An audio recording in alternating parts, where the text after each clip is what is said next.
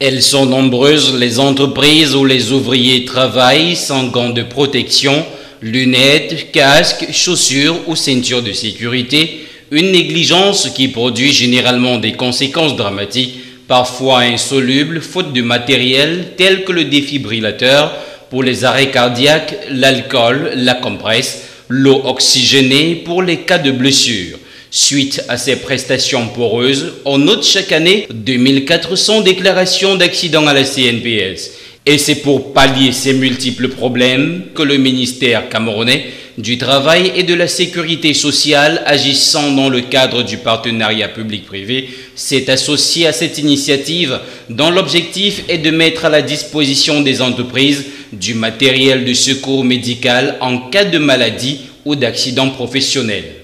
Nous entendons intéresser les entreprises en les sensibilisant sur la responsabilité sociale des entreprises et surtout en allant vers les entreprises leur rappeler leurs devoirs. Leurs devoirs parce que nous voulons de plus en plus, non pas la répression, mais d'abord la prévention.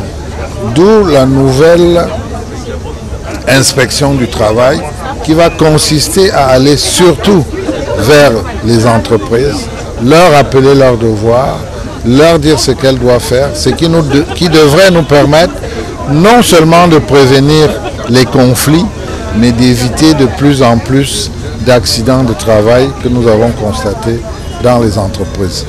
Le kit de secours est un ensemble de matériel complexe mis à la disposition des entreprises publiques et privées, comportant la trousse administration, la trousse auto, la trousse BTP industrie, la trousse membre sectionné main-doigt, la trousse multi-activité, la trousse secouriste et la trousse secours famille Eva. Ces différentes gammes, dont les prix varient entre 20 000 et 150 000 francs CFA, pour la prévention et la gestion des risques professionnels, sont une innovation majeure en ce sens qu'elles entrent dans les principes du travail décent.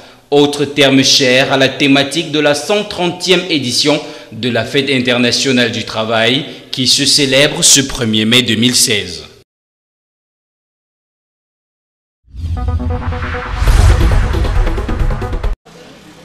La sérigraphie en termes simples est une activité qui consiste à reproduire une image ou des écrits sur des tissus en coton et sur du polyéthylène.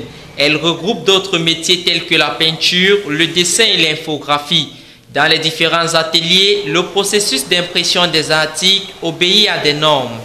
Par rapport au logo, on le confectionne d'abord par un infographe. Ce sont les infographes qui conçoivent les logos et nous, on les prend et on les installe sur les soies appelées pochoirs. Le matériel utilisé est en majeure partie numérique. Les couleurs d'impression sont choisies en fonction du logo à imprimer et de la qualité du tissu. Les couleurs, ça dépend du choix du client. Et il y a certains clients qui veulent le rouge, mais la plupart des couleurs, on les compose. On compose la plupart parce qu'il y a certains logos qui viennent avec les couleurs très compliquées.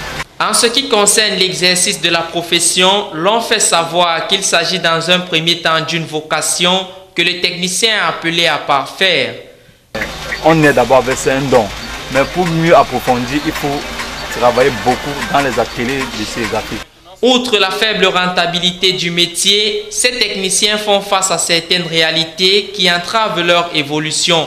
Il s'agit de l'exigence de la clientèle sur la qualité des produits, mais aussi de l'attribution tardive des commandes. En cette veille de la 130e édition de la Fête internationale du travail, ils ne ménagent aucun effort pour satisfaire les clients qui leur font confiance.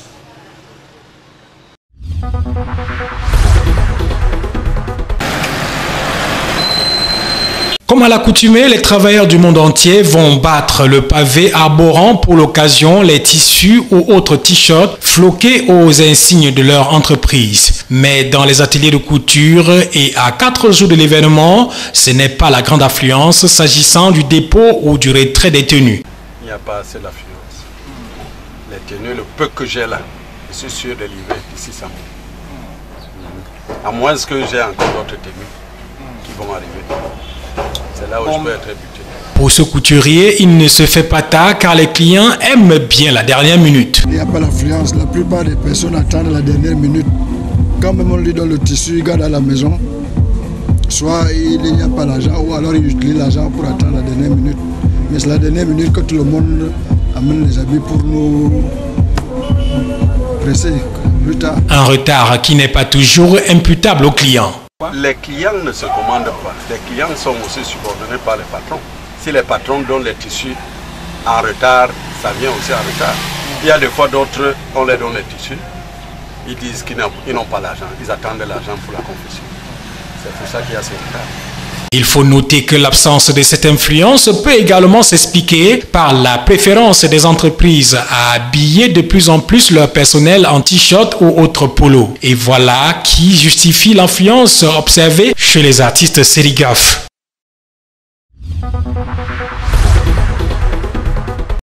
La coopération entre le Cameroun et la Banque mondiale n'est pas un long fleuve tranquille. Elle est marquée par les transactions économiques et notamment des accords de prêt d'envergure pour le financement d'une vingtaine de projets actuellement inscrits dans le portefeuille des opérations de cette institution financière au Cameroun. L'enveloppe globale de cette coopération avoisine les 700 milliards de francs CFA. Seulement, le volume important de l'enveloppe et le nombre de projets financés par la Banque mondiale au Cameroun ne sauraient occulter de très nombreuses difficultés auxquelles font face les deux parties. Au rang des problèmes qui entravent la bonne mise en œuvre de l'ensemble des projets figure l'incompatibilité de chronogramme dans l'exécution des 10 projets et la mobilisation souvent tardive et insuffisante des fonds de contrepartie. S'agissant particulièrement du secteur de l'eau, il est fait mention de la difficile application des dispositions des contrats d'affermage et de concession, y compris la périlleuse maîtrise de l'équilibre financier du secteur de l'eau en milieu urbain. La coopération entre le Cameroun et la Banque mondiale souffre d'un faible niveau de maturation des projets à financer, le caractère souvent irréaliste des délais prévus pour la réalisation des réformes institutionnelles qui, parce qu'elles conditionnent la poursuite ou le déclenchement de certaines activités majeures, freinent la mise en œuvre de nombre de projets de coopération. Dans ce tableau peu reluisant, on retrouve le déficit d'appropriation institutionnelle du système des marchés publics, la mauvaise gouvernance induisant un déficit de collaboration, le contexte d'insécurité dans lequel s'exécutent certains programmes d'investissement dans l'extrême nord, le déficit de concertation, de collaboration, de communication et de coordination entre les différentes parties prenantes. Quoi qu'il en soit, tout n'est pas noir dans cette coopération. Depuis sa graduation en 2014, le Cameroun bénéficie désormais de l'intervention de toutes les 5 institutions financières du groupe de la Banque mondiale. Il s'agit entre autres de la Banque internationale pour la reconstruction et le développement dédiée à la lutte contre la pauvreté, l'Association internationale de développement qui octroie des dons et prêts concessionnels aux pays pauvres, la Société financière internationale qui appuie le développement du secteur privé, l'Agence multilatérale de garantie des investissements qui encourage les investissements privés à l'étranger et le Centre international pour le règlement des différends relatifs aux investissements qui favorise le règlement par voie de conciliation et d'arbitrage des différends entre les investisseurs étrangers et les États d'accueil. Au-delà de sa mission de financement des projets et programmes de développement, la Banque mondiale joue auprès du Cameroun un rôle de conseiller en matière de politiques et réformes économiques.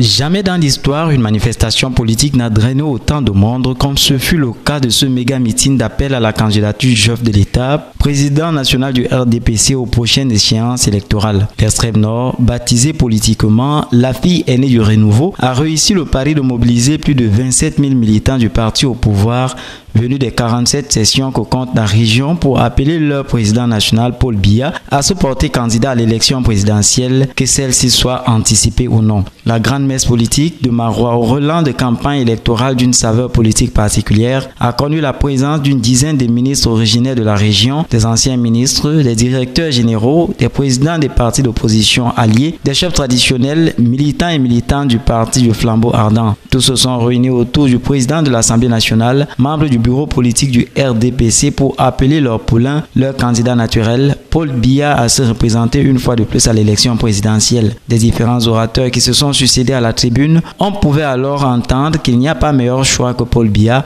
pour présider aux destinées des Camerounais. Kavaye Yegé Dibril, président de l'Assemblée nationale et membre du bureau politique du RDPC, a réitéré dans son discours que Paul Biya est l'homme qu'il faut à la place qu'il faut. L'appel de l'extrême nord, région considérée comme un bastion imprenable du parti au pouvoir, déclenchera-t-elle ce que les militants RDPC attendent de leur président, à savoir « Oui, je vous ai compris et j'accepte ». Affaire à suivre.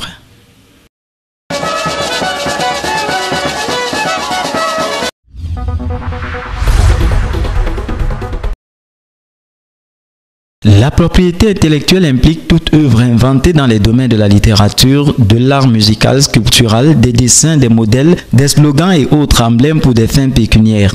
Elle est protégée par la loi au moyen des brevets, des droits d'auteur et d'enregistrement de marque. En 1982, le Cameroun ratifiait le contenu de la législation uniforme de l'Organisation africaine de la propriété intellectuelle, en abrégé OAPI, chargée de protéger les droits et propriétés intellectuelles de son État. Cette notion pour l'homme de la rue est pratiquement inconnue. L'on ne peut mesurer les sanctions d'une loi ignorée. Il est donc compréhensible que le plagiat est pignon sur rue dans nos métropoles. D'autre part, des individus malveillants protègent des œuvres au détriment des vrais inventeurs, ignorant des lois qui les protègent. Les plus bafouées dans notre contexte sont des œuvres musicales et des productions audiovisuelles.